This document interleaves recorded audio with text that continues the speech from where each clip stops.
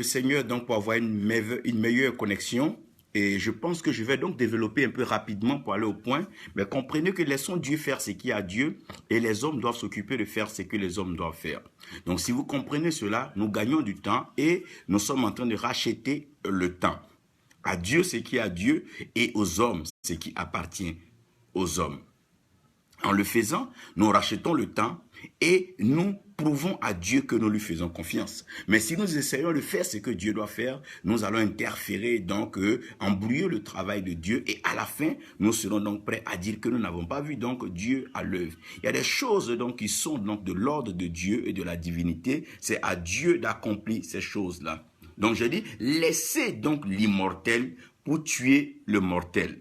Et les textes que nous aurons aujourd'hui, nous aurons Genèse 2, verset 23, Genèse 50, verset 25, 2 Rois 13, verset 21, et nous aurons 1 Corinthiens 15, verset 54. J'aimerais que vous suivez ceci et que vous commencez à comprendre ce dont je veux parler. Laissez l'immortel, mon Dieu, laissez l'immortel pour tuer le mortel. Ça veut dire quoi? Si vous vous occupez, si vous cherchez à tuer l'immortel, vous allez perdre le temps parce que l'immortel, il ne meurt pas. C'est par exemple deux personnes qui s'aiment, que Dieu a unis depuis le ventre de leur mère. Tout le fardeau pour chercher à les désunir ou les diviser ne pourra pas réussir. Elle a vu que personne ne sépare ce que Dieu a uni. Donc il y a des choses que Dieu a déjà scellées depuis la création du monde par la prophétie, qui sont des choses donc immortelles et des choses éternelles. Donc les choses qui sont éternelles ne sont plus mortelles. Ces choses-là, tu peux les regarder, tu peux les chasser, tu peux crier, mais ces choses-là ne meurent jamais. Tu vas beau faire, tu vas t'opposer à la parole de Dieu. L'incrédulité ne tuera jamais la parole de Dieu. La méchanceté des hommes ne tuera jamais la parole de Dieu. La moquerie des hommes ne tuera jamais la prophétie. Les péchés des hommes ne tuera jamais la prophétie. Les âmes des hommes ne pourra jamais tuer la prophétie. Parce que ce qui est éternel est éternel. Ne tuez pas, ne passez pas, ne perdez pas votre temps à combattre ce qui est éternel. Gamaliel a dit en ce thème-là, non, laissez-les, si c'est Dieu, vous allez voir que ça va aller. Mais si c'est pas Dieu, si c'est les hommes qui c'est mortel, ça va finir donc par s'arrêter. Faites attention, ne perdez pas votre temps. Vous ne pouvez pas tuer Satan, vous ne pouvez pas tuer les esprits, vous ne pouvez pas tuer, laissez les esprits, ah mon Dieu, et plutôt, allez-y tuer ce qui est mortel. Allez-y tuer ce qui est mortel. Il a dit que le fils de la femme va écraser la tête du serpent, mais il n'a pas dit que c'était le Satan en lui-même. Mais il est en train d'expliquer qu'il y a quelque chose qui est mortel, qu'on peut tuer sur place.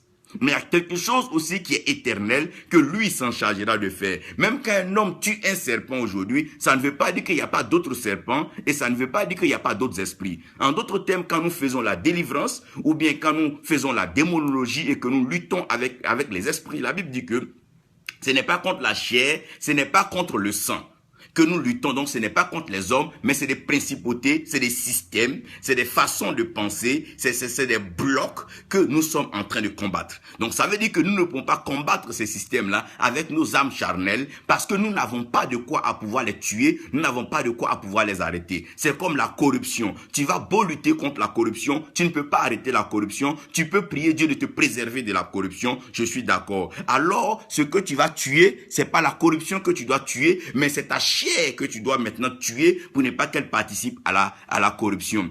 Tu ne pourras jamais arrêter l'infidélité sur la terre, mais tu peux mortifier ta chair pour dire Seigneur, maintiens-moi dans ta fidélité. Oui, ça c'est possible. Tu ne vas pas arrêter la méchanceté sur la terre, mais tu peux dire Seigneur, éloigne-moi du méchant. Alors c'est pas le méchant que tu vas tuer, mais c'est ta chair que tu dois tuer. Ce n'est pas toi que tu dois c'est pas eux que tu dois chercher à combattre, mais c'est toi. Donc le combat de la vie, le combat de la spiritualité, c'est la capacité à pouvoir se faire face, à pouvoir se regarder et dire oui, c'est moi que je dois combattre, mais c'est pas les autres.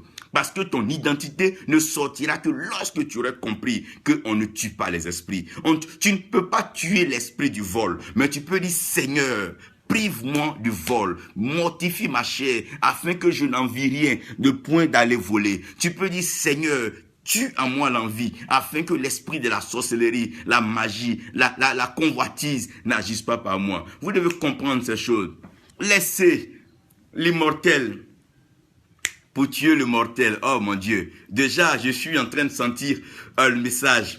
Mais laissez l'immortel, laissez l'immortel. Mais tuez le mortel, tuez. Laissez l'immortel, laissez le surnaturel. Occupez-vous du naturel. Laissez l'extraordinaire et occupez-vous de l'ordinaire. Dieu a déjà réservé quelque chose de prévu, de spécial. Dieu a prévu quelque chose dans son plan que l'homme ne connaît pas, que l'homme n'a pas encore vu. Et c'est ce que par la grâce de Dieu, nous voulons révéler ce matin. Je pense qu'avec la parole de Dieu toute écrite et la parole de Dieu toute citée, nous allons lire une portion d'écriture. Et cette portion d'écriture que nous allons lire, j'aimerais que nous lisons Genèse 2, verset 23. C'est vrai que ce texte est utilisé pour la plupart du temps dans les cas d'alliance et dans les cas de mise ensemble. Mais aujourd'hui, je veux plutôt qu'on arrive à lire ce texte dans sa profondeur. J'aimerais qu'on déguste ce texte-là en son entier. Donc, Genèse 2, verset 23. Genèse 2, verset 23. Nous l'avons. Genèse 2, verset 23. Et l'homme dit, voici cette fois-ci, celle qui est l'os de mes os et la chair de ma chair. Pas lui, hein. Donc tout le monde l'appellera donc on. Ça veut dire que c'est tout le monde.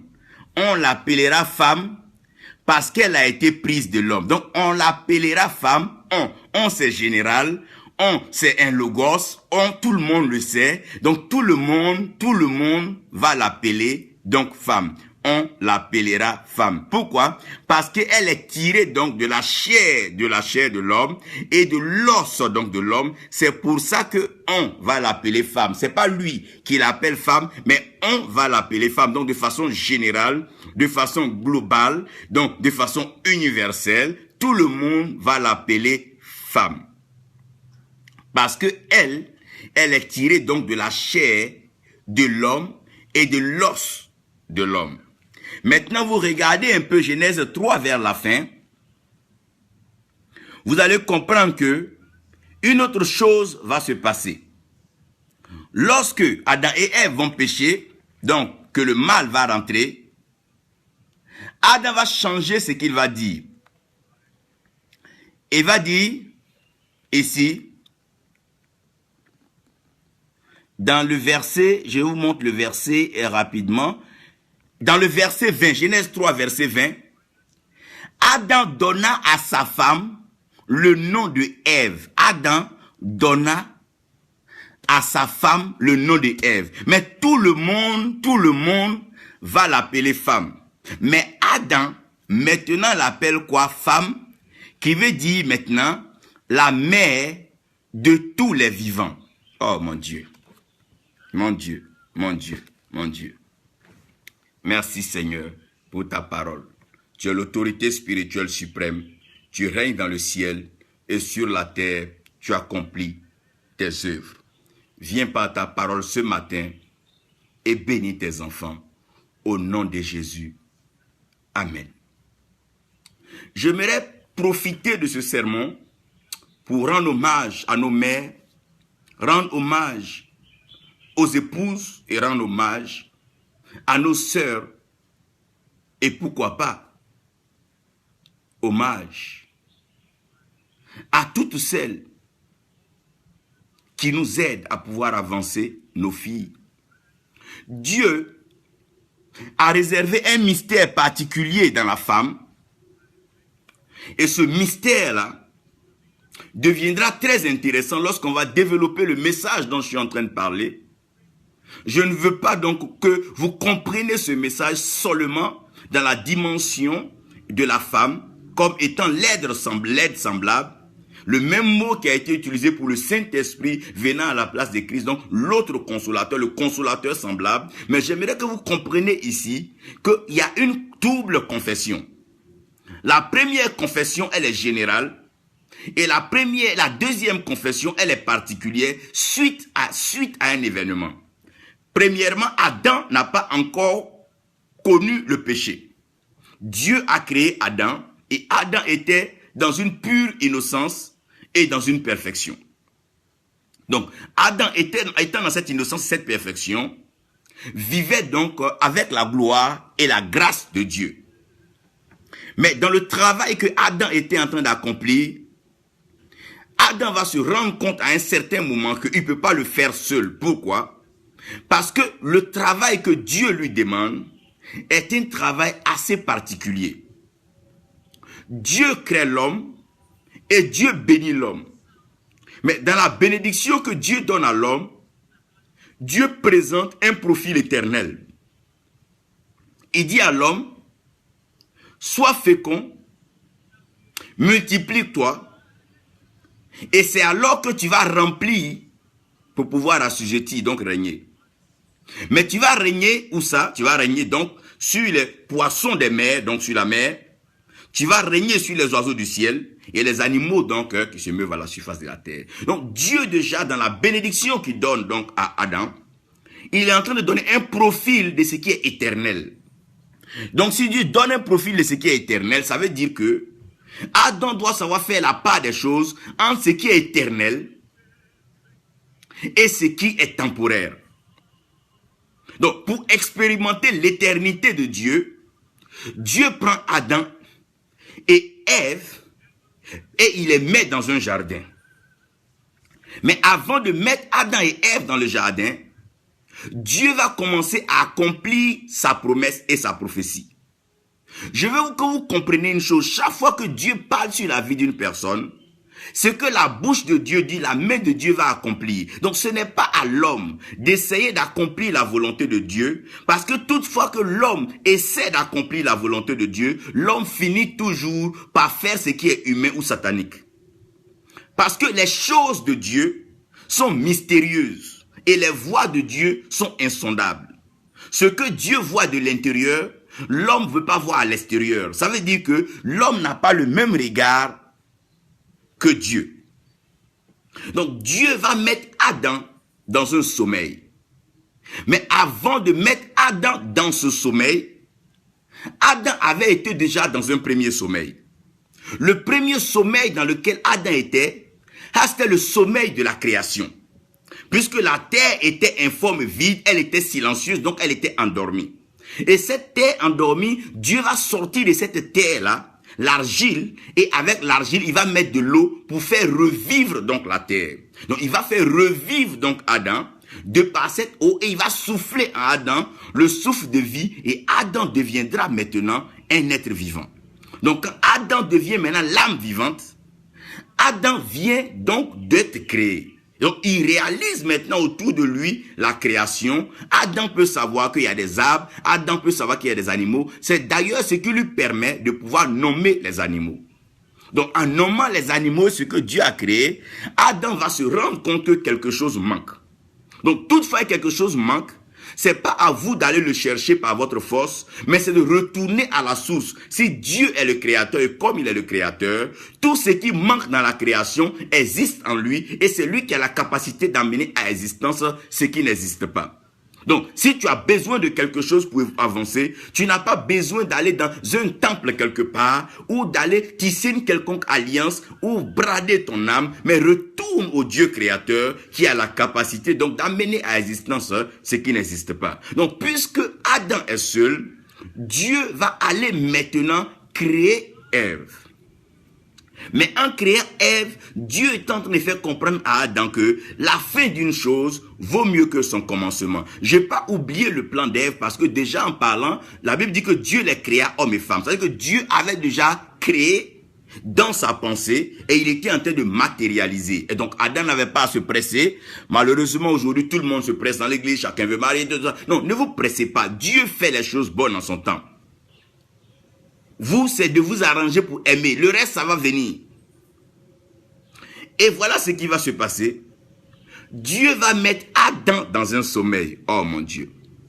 Mais cette fois-ci, quand Dieu va mettre Adam dans le sommeil, Dieu ne va pas prendre la chair de Adam. Parce que Adam dit, quand il va se dire, c'est la chair de ma chair et l'os donc de mes os. Donc la première fois quand Adam s'est couché, Adam était sorti de la poussière. Donc quand Adam va se coucher, Adam va aller se recoucher vers la poussière. Mais quant à Ève, donc quant à la femme, Dieu va sortir l'os, il ne va pas prendre la chair, il va prendre l'os de l'homme, donc la côte, et il va en faire la femme. Donc si les deux doivent retourner à leur repos, l'homme va retourner se reposer dans la terre, et la femme va aller se retourner, donc se reposer dans les eaux, où il y a l'os. Pour que donc le repos puisse être correct, il va falloir que un meure. Si un ne meurt pas, l'autre ne peut pas être efficace. Donc Adam va dire, voici la chair de ma chair, et voici donc l'os de mes os. C'est aussi bien pour la vie spirituelle, nous sommes esprit, âme et corps. Donc pour que l'âme soit épanouie et que l'âme vive l'éternité, il y a un des deux qui doit mourir. Ou l'esprit ou la chair. Mais puisque l'esprit est immortel et que l'esprit ne meurt pas, ce qu'il va falloir tuer et ce qui doit mourir, ce qui meurt d'ailleurs et qui est obligé de mourir comme Osias, c'est la chair. Donc, quand la chair va commencer à mourir, la chair va laisser place maintenant à l'esprit de continuer la création et de continuer l'éternité. Donc, Dieu va mettre Adam et Ève dans un jardin. En les mettant dans le jardin, Dieu les met donc dans le jardin à dessein. Il les met dans un jardin avec un objectif divin et Dieu a en vue dans ce jardin de leur montrer quelque chose. Puisque Adam et Ève sont deux maintenant, Dieu va permettre que dans le jardin, en plus de tous les arbres qui sont là, il y ait deux arbres. Donc les deux arbres qui vont se trouver dans le jardin, il y a un arbre qui sera passager, un arbre qui sera temporaire, mais il y a un arbre qui sera éternel et qui va vivre à perpétuité. Donc Dieu déjà dans le jardin, au milieu de tous les arbres, il est en train de présenter à l'homme ce qui est agréable et ce qui est parfait, ce qui est éternel et ce qui est temporaire, ce qui est passager et ce qui est durable. Donc l'homme déjà doit pouvoir faire la différence entre ce qui est utile pour toujours et ce qui est utile pour un temps. Comment tu peux concevoir qu'un homme puisse vendre son âme pour une voiture qui est juste passagère, qui peut se gâcher au prochain accident? Comment tu peux comprendre qu'une femme, un homme peut vendre son corps pour de l'argent qui peut être gaspillé et dilapidé dans quelques minutes? Faisons attention, nous devons reconsidérer le programme et le plan de Dieu. Donc dans le jardin maintenant, nous avons deux arbres. Donc, dans le jardin de tout le monde, chacun est libre de planter tout ce qu'il veut dans le jardin. Ton jardin, c'est ta journée. Ton jardin, c'est ta vie. Ton jardin, c'est ta carrière. Ton jardin, c'est ta profession. Tu es libre de mettre tout ce que tu veux dans ta profession, mais n'oublie pas que ce que tu es en train de faire aujourd'hui, il y a des choses qui sont périssables et il y a une seule chose qui est éternelle. De tout ce que tu es en train de faire, de tout ce que tu es en train de dire, de tout ce que tu es en train d'entretenir, il y a une seule chose qui reste éternelle. Et il y a toutes ces autres choses-là qui vont passer. Donc, dans le jardin, tous les arbres étaient là. Mais il y a un arbre qui a la capacité de donner la vie éternelle, parce que c'est l'arbre de vie. Et il y a aussi l'arbre de la connaissance du bien et du mal, qui vient donc enfler la tête, te faire voir que tu es grand, te faire t'exhiber. Mais à la fin, au fait, ça ne t'amène nulle part, parce que ça va provoquer en toi la mort. Donc, tout ce qui produit la mort est passager, mais ce qui fait vivre pour toujours est éternel. Donc quand Dieu met Adam et Ève dans le jardin, souvenez-vous, Adam dit voici la chair de sa chair, voici l'os de ses os. Donc Adam avait devant lui la chair et il avait l'os. Donc Adam a le choix entre cultiver donc l'os ou bien rester à cultiver la chair. C'est pour ça que la Bible dit, celui qui trouve sa femme a trouvé le bonheur devant Dieu. Parce que si nous considérons donc la femme comme étant l'os et comme étant la mère des vivants, c'est en la femme que la reproduction peut donc arriver. Je vais arriver à là tout à l'heure, comprenez? Donc dans le jardin que tu as, tu es libre de planter tout ce que tu veux. Tu es libre de maudire les gens, tu es libre de jalouser, tu es libre d'accuser, tu es libre de faire tout ce que tu veux. Mais de tout ce que tu fais, il y a une seule chose qui compte, il y a une seule chose qui est éternelle. C'est ton âme.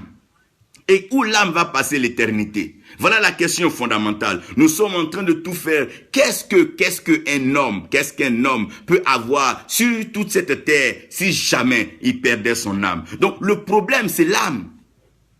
L'âme qui est l'identité, le lieu où l'homme doit pouvoir identifier ce qui est éternel et ce qui est passager.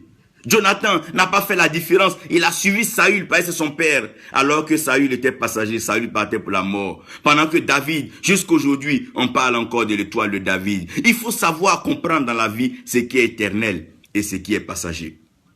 Et dans ce jardin, Ève aura l'occasion de rencontrer un étranger. L'étranger vient, il attire l'attention d'Ève sur malheureusement ce qui est passager et ce qui est passager même qui n'est pas vraiment utile. C'est un peu ça dans la vie aujourd'hui de l'église, dans la vie des chrétiens, dans la vie des enfants de Dieu. Nous sommes très vite attirés par ce qui est inutile. Les choses qui vont passer, les choses qui ne vont même pas être mentionnées dans le livre de vie. C'est notre nom qui doit être écrit dans le livre de vie. Ce n'est pas tout ce que nous sommes en train de fabriquer. C'est est-ce que nous avons accepté Jésus-Christ comme Seigneur et Sauveur? Est-ce que nous avons dégusté du fruit de l'arbre de la vie? Malheureusement, le jardin est planté devant chacun. Et chaque jour, on s'occupe des choses inutiles. On passe la journée à critiquer, la journée à calomnier, la journée à faire tout ce que nous voulons. Et malheureusement, nous n'arrivons pas à voir ce qui est de Dieu et ce qui est éternel. Et quand nous n'arrivons pas à voir ce qui est éternel, nous commençons à nous égarer nous-mêmes. Et les questions commencent à revenir. Est-ce que ça c'est de Dieu? Est-ce que Dieu a vraiment dit? Est-ce que Dieu veut faire ceci? Et les questions commencent à se multiplier. Mais regardez bien. Dans la vie, c'est pas ce que tu touches souvent qui te crée des problèmes. Non. Ce n'est pas ce que tu regardes qui te crée souvent des problèmes. Mais c'est ce que tu mets dans ta bouche. Parce que la vie et la mort se trouvent au pouvoir de la langue. En d'autres termes, la vie d'un homme se jouera autour de tout ce que l'homme dira et autour de ce que l'homme refusera de dire. Si tu refuses aujourd'hui de confesser Jésus-Christ comme Seigneur et Sauveur, ne t'étonne pas de te retrouver demain en train de pactiser avec le diable. Parce que tu dois accepter. La Bible dit, tout genou fléchira et toute langue confessera que Jésus-Christ est Seigneur, à la gloire de Dieu. Maintenant, regardez-moi bien où je suis en train de partir. Dans le jardin, Adam et Ève vont malheureusement, en écoutant l'étranger, mettre dans leur bouche, mettre dans leur bouche ce qui est interdit. Qu'est-ce que j'appelle manger l'interdit? Qu'est-ce que j'appelle goûter à l'interdit? Goûter à l'interdit, c'est s'immiscer ou bien s'initier dans les choses dans lesquelles on ne nous a pas appelés. Non. Si Dieu est en train de faire un palabre avec le diable, on a quel problème à aller là-bas? Non. On se met un peu dans tout. Par moment, on est là, dans la politique. On est un peu dans tout. Mais à quel moment on va se consacrer pour faire ce qui est éternel, ce qui est fondamental? Bon, le fruit qui est dans le jardin là, si Adam et Ève ne mangent pas ça, ça leur enlève quoi dans le jardin? Ça leur enlève pas le jardin, ça leur enlève pas la visite de Dieu. La visite de Dieu, elle est éternelle. Dieu vient tous les soirs vous voir. Vous êtes en communion avec Dieu. Mais si vous ne mangez pas ce fruit là, est-ce que vous allez mourir? Aujourd'hui, pour manger un poulet, pour manger un pain, pour manger un peu la vie, comme ils le disent, pour manger un peu dans les hauts sommets, manger dans les hauts restaurants, des gens sont prêts à brader leur âme, vendre leur destinée, vendre leur vie, juste pour un repas. Ils sont prêts aujourd'hui. Est-ce que tu es obligé de manger tout? Est-ce qu'un homme doit forcément se nourrir que de pain? Et aujourd'hui, l'homme est lié à ce qu'il mange. Pour rien, on est prêt à manger. Ésaü, il n'a même pas réfléchi. À cause d'un repas, il a bradé son droit d'aînesse à son frère. Regardez aujourd'hui. Regardez aujourd'hui. Il est mieux que le corps meure de faim et que l'esprit vive par la parole. Il est mieux que la chair meure de faim. Tous ceux qui sont allés dans le désert, ils sont partis, ils sont revenus, revêtus de la puissance de Dieu. Ça veut dire que quoi? C'est pas parce qu'on mange qu'on est grand. C'est pas parce qu'on mange qu'on est spirituel. C'est pas parce qu'on mange que l'os... I don't want to go there yet. Non. Mais Dieu a programmé, Dieu a planifié déjà ta croissance dans sa parole. Il a prévu ta croissance, ta maturité dans sa parole. Dieu a prévu cela dans sa parole. Aujourd'hui, ça mange, tout est une question de manger. Tout le monde veut manger. Chacun veut paraître gros, être beau. Non, c'est pas une question de manger. C'est pas une question de manger. En voulant trop manger, tu finiras par manger ce qui est interdit. En voulant trop chercher l'argent, tu finiras par te faire arnaquer d'un placement d'argent. En voulant trop chercher les femmes, tu finiras quelque part dans une maladie incurable. En voulant trop présenter aux gens que tu es meilleur, que tu es le plus grand, tu finiras alors par t'attacher des bagues du diable. Parce que quoi? Occupe-toi de ce qui est essentiel. Occupe-toi de ce qui est essentiel. Occupe-toi de ce qui est essentiel. Nous devons changer le régime alimentaire. Nous devons changer le régime alimentaire des enfants de Dieu. Pourquoi? Parce que lorsque tu manges ce qui est interdit, tu finis par être nu. Personne ne peut prendre ce qui est diabolique sans qu'un jour ça ne paraisse. Non, non, non. La Bible dit que Dieu cache les choses, mais il n'y a rien de caché qui restera caché éternellement. Donc tout ce que vous faites aujourd'hui, tout ce que chacun est en train de faire, un jour ou l'autre ça se saura. Dieu placera le trône du jugement. Oh my God, le Bémacap. Donc c'est là que vous allez vous rendre compte que Dieu voit. La terre enregistre tout ce que se fait et le ciel a le rapport. Personne ne pourra mentir. Donc arrêtez de faire ces choses parce que ça ne vous profite à rien. Ça ne profite à rien. Il faut changer le régime alimentaire, sinon le régime spirituel. Il faut changer le régime prophétique. Il faut que les hommes consomment la parole de Dieu. Nous sommes entrés dans un temps où la parole doit être prêchée et sans mesure, sans relâche, sans gêne. La parole doit être prêchée dans sa profondeur et la révélation doit être donnée à l'homme. Maintenant que l'homme se retrouve après avoir mangé, voilà que l'homme est nu maintenant dans le jardin. Oh, il y a des gens qui ont essayé de s'habiller en se cachant leur maladie avec l'argent. Mais tôt ou tard, l'argent les a lâchés, leur nudité a été connue. Tu vas beau te cacher même dans la forêt. Un jour, on connaîtra que tu es analphabète ou bien que il y a des choses, il faut laisser. Laisse Dieu avec tes défauts, laisse Dieu travailler. Tu vas beau cacher, ça finira par sortir. Adam et Ève se sont couverts de feuilles. Tu vas beau te cacher avec des feuilles. Tu vas te cacher derrière l'argent, te cacher derrière le mensonge, te cacher derrière un mur. Le mur va finir par s'effondrer. Cache-toi, même si tu veux, dans une forteresse bunker. Un jour, ça va finir par s'effondrer. Regardez là où les Kadhafi étaient, où les Hitler étaient. On ne pouvait pas rentrer, mais un jour, ça finit par s'effondrer. Il n'y a pas de cachette. Il n'y a pas de cachette éternelle. Non, non, non. Il n'y a pas de cachette éternelle. Le temps va finir par faire voir ce qui est caché.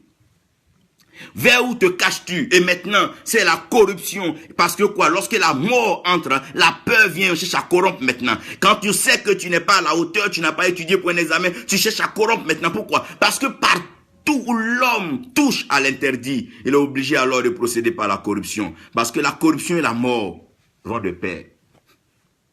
La corruption et la mort vont de pair.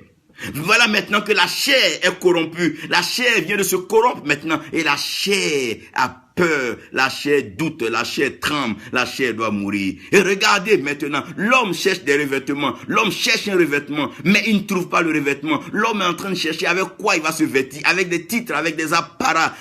En prenant des photos avec les plus grands, les plus forts, les meilleurs. Mais ça ne peut pas cacher ta nudité. Non, non, non, non. Non, Seigneur, couvre notre nudité. Ça ne peut pas cacher ta nudité, c'est pas possible. Rien ne peut te cacher. Qui peut te cacher? Qui peut se cacher devant les yeux de l'Éternel? Oh! Qui peut se cacher devant les yeux de l'Éternel? Alors, nous avons un besoin de revêtement. Maintenant, suivez-moi bien. C'est là que je commence à développer. Je vous ai expliqué que Adam a dit, voici la chair de sa chair, voici l'os de ses os. Et quand Adam et Ève ont péché, Dieu a dit à Adam, tu es poussière et tu retourneras à la poussière. Mais à la femme, il n'a pas parlé de poussière. Il a dit, je vais plutôt rendre douloureux et pénible tes enfantements, donc tes grossesses. C'est dans la douleur que tu enfanteras. Donc ça veut dire que pour Adam, il dit à Adam que toi, considère déjà que toi tu es mort. Donc apprends à te tuer, apprends à mourir parce que tu vas retourner à la poussière. Mais à la femme, il lui dit, je rendrai douloureux tes grossesses, mais tes désirs vont se porter donc vers l'homme. Ça veut dire quoi? Ça veut dire que si la femme est perçue comme étant l'âme, l'âme ne mourra pas. À moins que l'âme même ne pêche volontairement, mais les désirs de l'âme seront portés vers la chair, donc le corps. Alors que l'âme qui sème selon la chair moissonnera la corruption et moissonnera la mort éternelle. Mais si l'âme sème selon l'esprit, alors l'âme moissonnera la vie éternelle. Donc le sort de l'âme n'est pas encore scellé. Mais c'est le sort de la chair qui est scellé. Donc si nous revenons à ce que Adam était en train de dire, donc c'est la chair qui a eu problème. C'est la chair maintenant qui est scellée, mais l'os est encore valable et l'os est encore là, mon Dieu. Maintenant, quand on parle de revêtement, écoutez-moi bien, quand on parle de revêtement pour l'homme, c'est un vêtement, quelque chose de solide qui vient sur l'homme et qui vient par rapport à la mesure de l'homme. C'est ça un revêtement. Un vêtement, c'est une tenue qui t'est mise en fonction donc de ta mesure, donc de ta taille et de ta forme. Si vous regardez bien l'être humain, la taille et la forme de l'être humain est déterminée par ses os. Ce n'est pas déterminé par comment il mange et d'où il vient, mais c'est les os qui ont la capacité de grandir et c'est les os qui ont la capacité aussi de pouvoir créer donc l'embonpoint afin que la personne donc grossisse. Donc quand Dieu parle du revêtement, mon Dieu, et quand Dieu parle de ce qui est incorruptible et que Dieu parle de ce qui est éternel, Dieu ne parle pas de la chair, Dieu ne parle pas des manteaux, Dieu ne parle pas des tenues que nous portons. Non, Dieu ne parle pas des habits que nous portons. Non. Mais Dieu parle plutôt d'un revêtement, qui est un système particulier que Dieu lui-même s'est réservé. Et ce système-là, il est immortel et il est incorruptible. Donc, au lieu que le revêtement soit sur nous, Dieu ne met plus le revêtement sur nous, mais il met le revêtement en nous. Lorsque tu veux s'aimer et que tu veux que la sémence porte, tu ne mets pas la graine sur la terre, mais tu mets la graine dans la terre. Donc si tu mets la graine dans la terre, la graine a le temps maintenant de mourir et de pouvoir germer. Donc Dieu va mettre en tout être humain quelque chose de mystérieux que l'homme ne peut comprendre ni expliquer, que Dieu a appelé l'os. Donc quand Dieu parle donc de ce revêtement, Dieu parle de l'os. Je vais vous expliquer pourquoi. Lorsque Abraham arrive là où sa femme Sarah décède, il veut enterrer sa femme Sarah. Mais qu'est-ce que Abraham veut enterrer au fait? Qu'est-ce que Abraham veut garder? Ce n'est pas la chair de Sarah qu'Abraham veut garder. Parce que si c'est la chair de Sarah, elle retournera à la poussière et Abraham ne pourra plus voir dans quelques jours. Mais ce que Abraham peut voir des milliers d'années après, si Abraham revient, c'est les os de Sarah et c'est ça les revêtements. C'est ce que maintenant Jacob est en train de dire à ses fils. Il est en train de leur dire, vous êtes en Égypte ici, mais c'est vrai que Dieu nous a promis à nous tous une terre. Ce n'est pas à vous seuls que Dieu a promis la terre, mais cette terre-là, c'est la terre de la promesse. Quand vous allez monter vers cette terre-là, partez avec mon revêtement. Laissez ma chair, à la poussière, mais partez avec mon revêtement. Là maintenant, Jacob ne parle pas de vêtements habits multicolores. Il parle de ce qui le représentera dans la terre où il s'en va. Élie rencontre Élisée. Lorsque Élie rencontre Élisée, Élie jette son manteau sur Élisée. Mais après, les deux vont faire une marche. Pendant la marche que Élie et Élisée vont faire, il sera une question d'avoir la double portion de l'esprit d'Élie.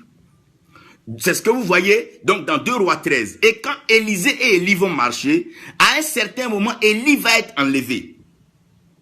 Quand Élie va être enlevé, Élisée va voir un revêtement tomber.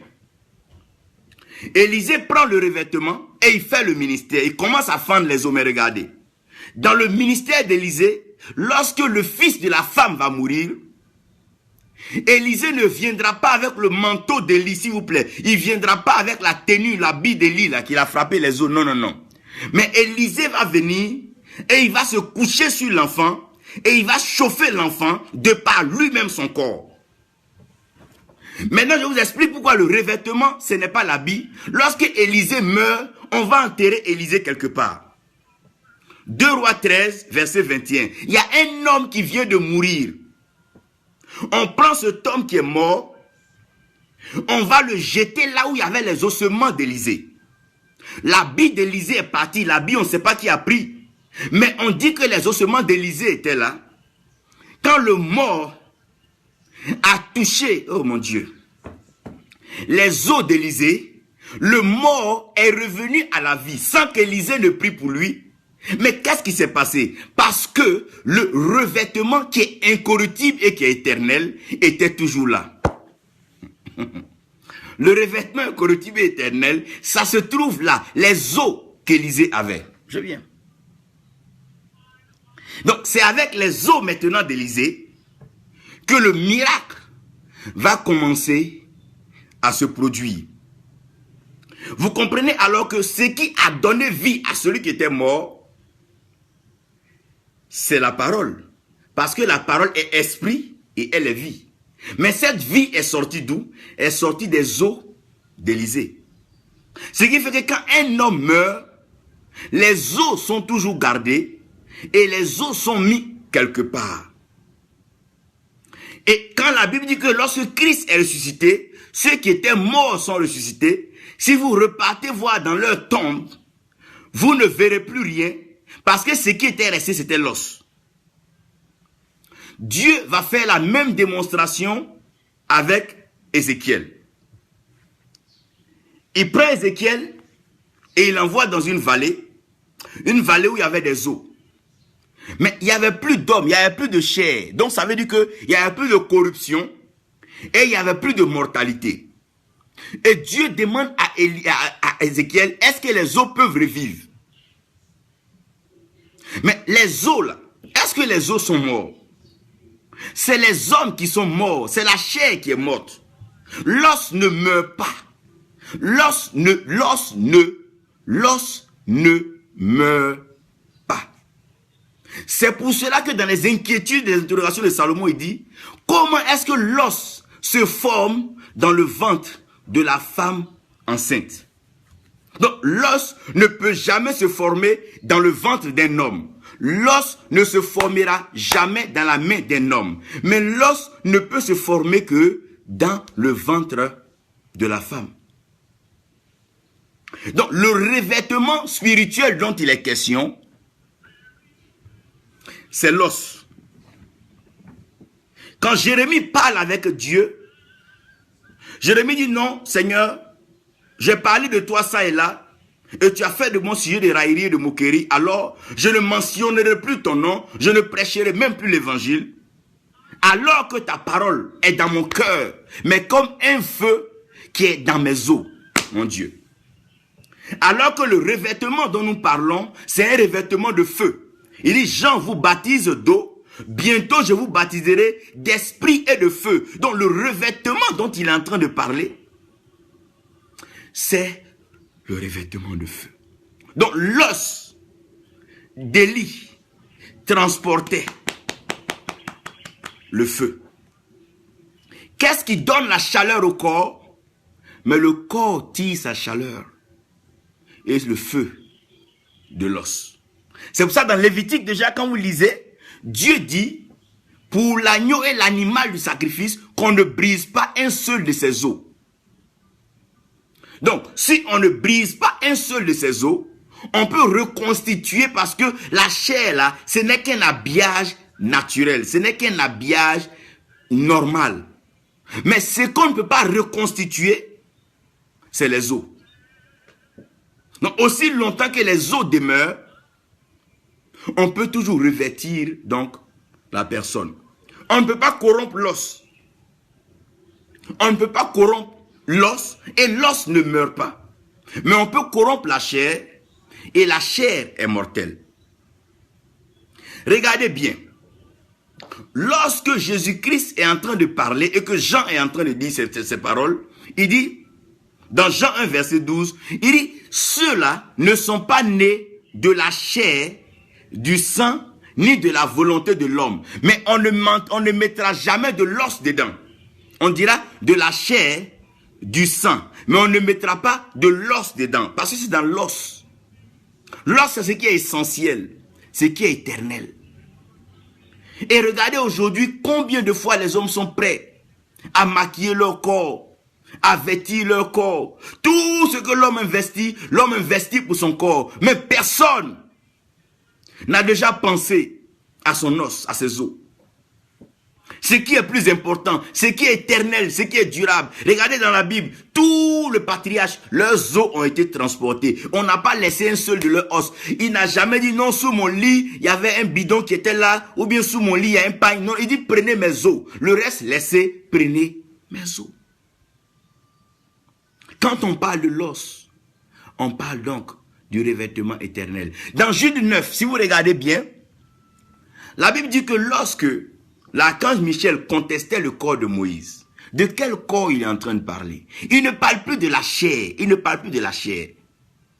Puisque Dieu a appelé Moïse sur la montagne Nebo, et c'est là-bas donc que Moïse est mort. Ce qui est resté et ce qui demeure, ce qui était toujours là, c'est les os de Moïse. Et les os que tu as doivent être transportés dans l'éternité. Et c'est tes os-là qui doivent aller dans l'éternité. Donc, si quand tu vends ton âme au diable, tu donnes le droit au diable non seulement de détruire ton corps, mais de pouvoir marquer tes os comme étant sa propriété. Voilà la gravité. Donc quand quelqu'un s'en va tisser un pacte avec le diable, ce n'est pas seulement ton corps qui est détruit, mais c'est ton âme qui périt aussi. Donc partout le patriarche est parti, ils ont tout laissé, mais leurs os ils n'ont pas laissé là-bas. Quelle que soit la beauté d'Égypte, quelles que soient les pyramides d'Égypte, ils ont demandé à ce que leurs os soient transportés. Les os, c'est ta destinée. La destinée de l'homme est dans ses os. Ta taille dépend de tes os. Ta masse dépend de tes os. Ne t'amuse pas avec ta destinée. C'est ce qui est précieux, les os. La vie de l'âme. C'est l'être intérieur. Quand la Bible parle de l'homme intérieur, l'être intérieur, c'est de ça que la Bible veut parler. C'est tout blanc, malgré que c'est entouré de tissus sanguins. Pour dire quoi? C'est une pureté. Ne salis pas tes os, ne salis pas ta destinée, ne vends pas tes os. Regardez bien, quand quelqu'un est prisonnier, il est en prison, et qu'il n'a pas fini de puiser sa peine, même si ça tombe, on met des chaînes pour dire que quoi? Ses os sont encore enchaînés jusqu'à ce qu'il arrive à pouvoir donc éponger, sinon puiser toute sa peine. Pourquoi est-ce que ne passez pas le temps à tuer ce qui est immortel? Regardez bien, ne passez pas le temps, on ne peut pas combattre l'os de quelqu'un, c'est pas possible. Lorsque Dieu a béni quelqu'un, la bénédiction est dans ses os. Tu ne vois pas l'os de la personne, tu ne connais pas l'os de la personne. C'est avec ça que la personne évolue. Il y a une grâce qui est dans les os de chaque personne. C'est avec ça que Dieu bénit la personne. Aussi longtemps qu'on ne peut jamais ouvrir tes os. La maladie peut prendre ton corps, mais tes os peuvent guérir ton corps. La maladie peut prendre ta chair, mais tes os peuvent guérir ton corps. Parce que les os gardent la pureté, la concentration de la grâce de Dieu. Oh mon Dieu.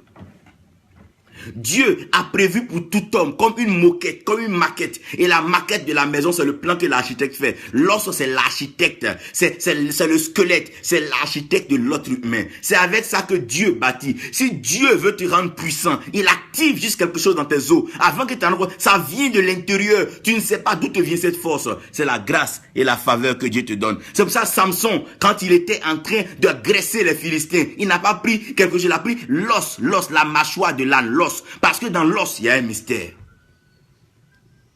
Dans l'os, il y a un mystère. Et vous allez comprendre un peu quelque chose de fort. C'est que des animaux que Dieu a créés, les animaux n'aiment pas manger l'os, mais le seul qui aime manger l'os, qui a tout même mangé l'os, c'est le chien. C'est pour ça la Bible, Dieu dit arrière de moi les chiens. C'est pour ça la Bible parle du chien. Le chien, c'est un animal qui aime manger l'os. C'est lui seul qui veut prendre ce qui appartient à Dieu. Vous savez, dans le règne de la sorcellerie, les images que vous allez voir souvent, l'image du chien. Le chien veut chercher l'os, alors que l'os, c'est la destinée. Même le lion, quand il chasse, il dévore la chair et il laisse l'os. Le lion lui-même, qui est le roi de la forêt, il sait que l'os appartient à quelqu'un. C'est ta destinée, elle est éternelle. On ne peut pas tuer l'os, on ne peut pas détruire l'os, on ne peut pas tuer cela. C'est ainsi ta destinée. Mais ce que toi tu peux tuer, c'est ta chair. Tu peux mortifier ta chair, te priver de certaines choses aujourd'hui. Tue la chair et laisse l'os à Dieu. Tue la chair et laisse l'os à Dieu.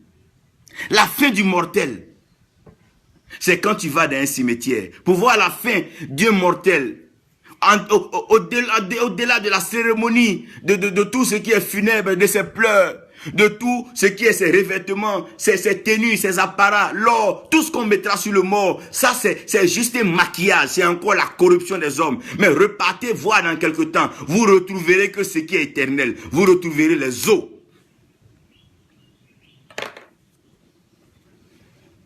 Vous retrouverez que quoi? Les os. Vous ne trouverez plus les habits. Tout ce qu'ils portaient, c'est fini. Ces choses-là seront directement mangées par les termites. La Bible dit, amassez-vous des trésors dans les cieux que les termites de fourmis ne peuvent pas manger. Mais les termites n'arrivent pas à manger l'os. Donc le trésor dont nous parlons se trouve dans nos os. Dieu a gardé les trésors éternels dans nos os. Ça veut dire quoi? Notre destinée. Ne vends jamais ton âme. Parce que ton âme est liée à tes os.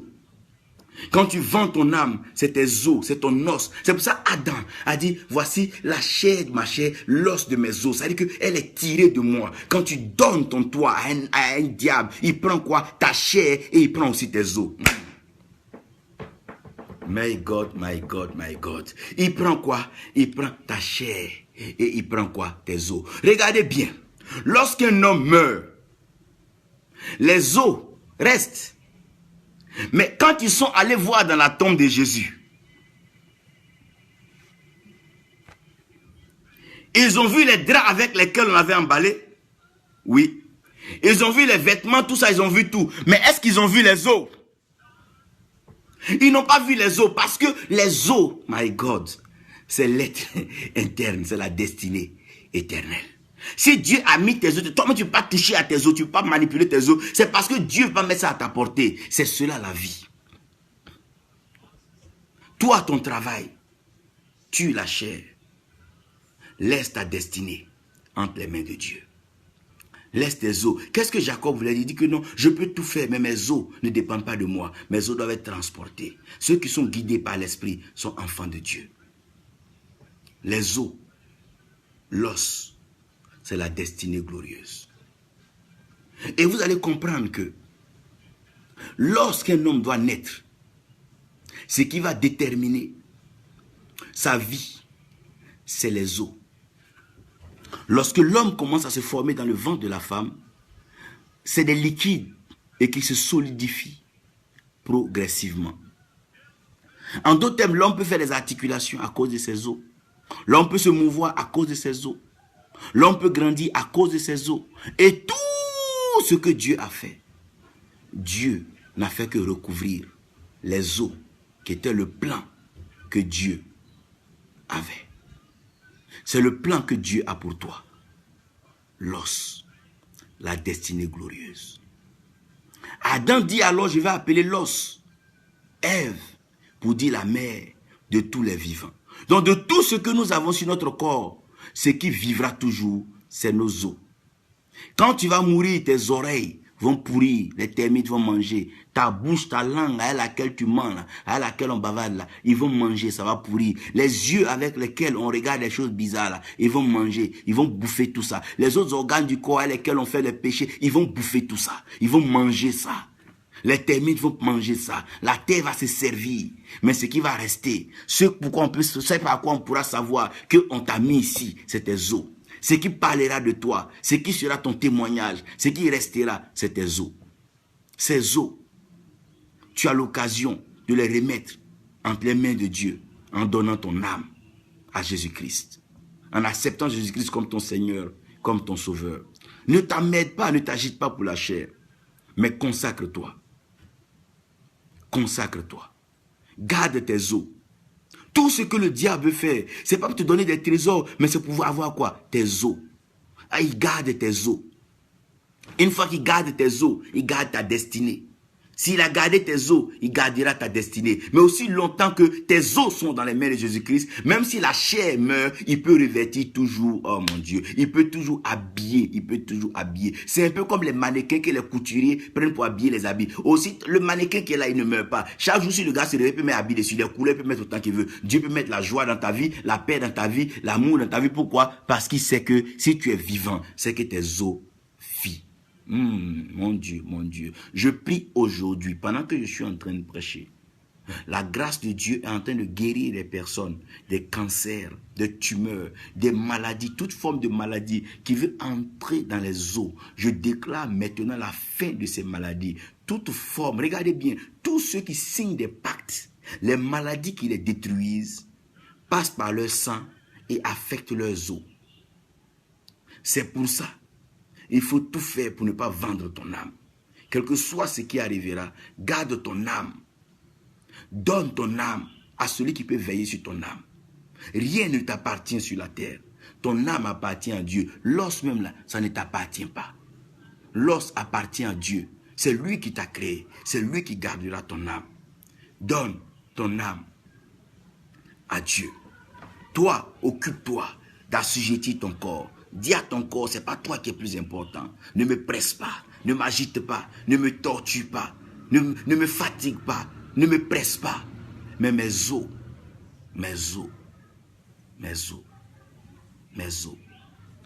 Jérémie vient et dit, ta parole est dans mon cœur, mais son feu est dans mes os.